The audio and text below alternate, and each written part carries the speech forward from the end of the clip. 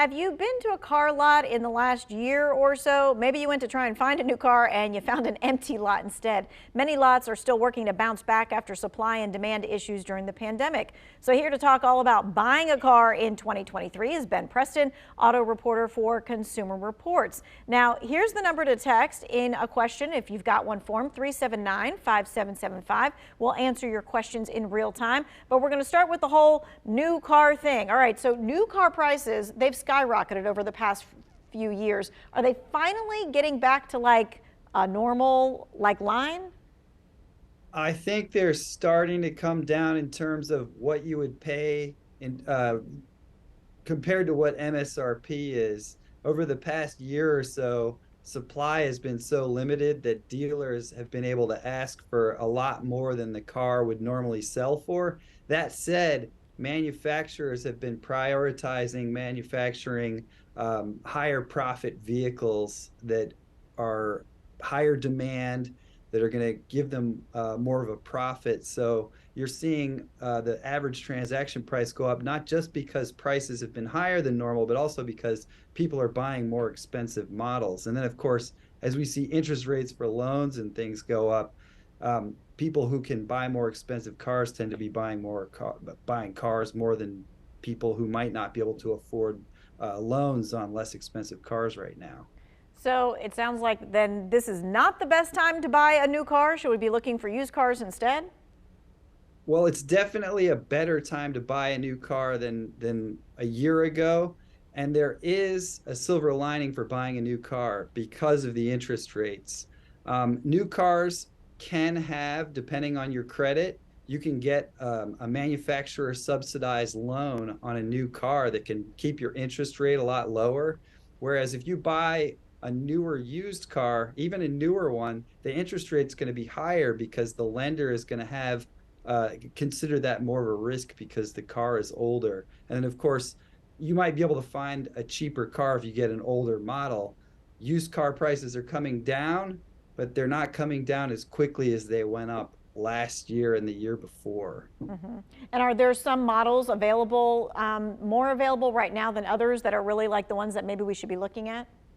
That really changes from week to week and month to month, so I can't give a solid answer on that, but it really pays to look at, if you have to buy a car right now, think about what car you want, then think about alternatives, because there are going to be cars that are more in demand, that are going to command higher prices, and that are going to be more difficult to get hold of.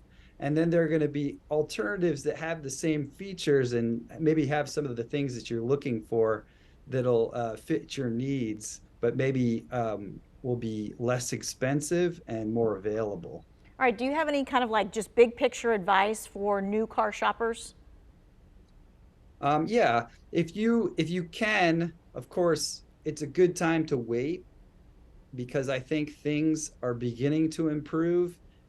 That said, nobody can really predict the future accurately. I mean, last year, there were some global conflicts that sort of threw everything into turmoil, and the fuel prices went up, and now interest rates are going up. But things do look like they're moving in a positive direction based on what the information I've been getting from analysts, market analysts. But if you can wait. If you have to buy a car now, it's good to arm yourself with as much information as possible about the model that you want. Look at what you want, the features you want, and then, like I said before, it's a really good idea to identify alternatives to what you would like to buy. Okay, we've got a few text questions here. We just did a story about comprehensive coverage and things of that nature, and this person says, isn't comprehensive coverage required when you're paying for a new vehicle? And the answer is yes, but when is it not required? I mean, that depends on what state you're living in, but generally, once you've paid off the car, you're probably not going to have comprehensive coverage or collision for that matter. Right, and then that can get you into a problem if you've got some damage and you don't have that insurance, and then you're paying that out of pocket. This next question is maybe also one where it's a national, regional thing too. Do I have to let a used car dealer make a copy of my driver's license when selling them the car? I think that that depends on the state. Usually, when you buy a car, you're required to present some form of ID because you're signing a sales contract. Okay, and that could be also different here in each state. All right, what about this? They're asking about some of the best electric cars to buy. I think the best electric cars to buy right now are the ones that are the most reliable. So you're going to look at ones that have the lowest number of recalls, and you're also going to look for models that have been around for a bit. There are a lot of new EV models on the market.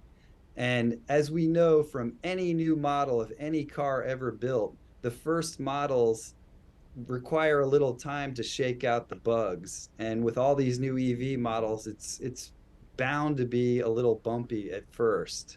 So look for established models if you can. You're going to look at things like the Nissan Leaf, if that meets your needs. That's another thing. I mean, you have to really look at which models are going to uh, meet your needs because they have different range estimates and that kind of thing. And of course, different prices. They tend to be a little more expensive right now. Whether or not they still qualify for the federal rebate, what your state offers for tax credits. I'm not a rebate, a tax credit. And how that'll benefit you. Okay, we've got about just a minute left. Someone's asking, how can I tell if a used car has water damage from flooding? And we've seen lots of cars being resold. One of the most reliable things is to use your sniffer.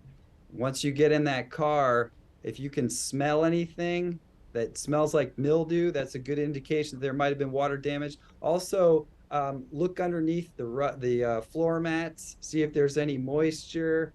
Look underneath the seats, feel around underneath the seats, look at the lights, see if there's any moisture inside the lights.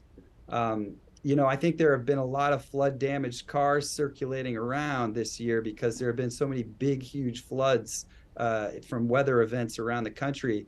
And just because they were damaged in one place doesn't mean they might not show up somewhere entirely different on the other Right. end of the country. So you have to be really careful and Mhm. make sure you have a mechanical inspection done on a car before you buy a used car. Yeah, It's always go it's to a that really good third-party mechanic for that. Absolutely. Thank you, Ben, for your time and your expertise. Folks, it's in the Two Wants to Know section.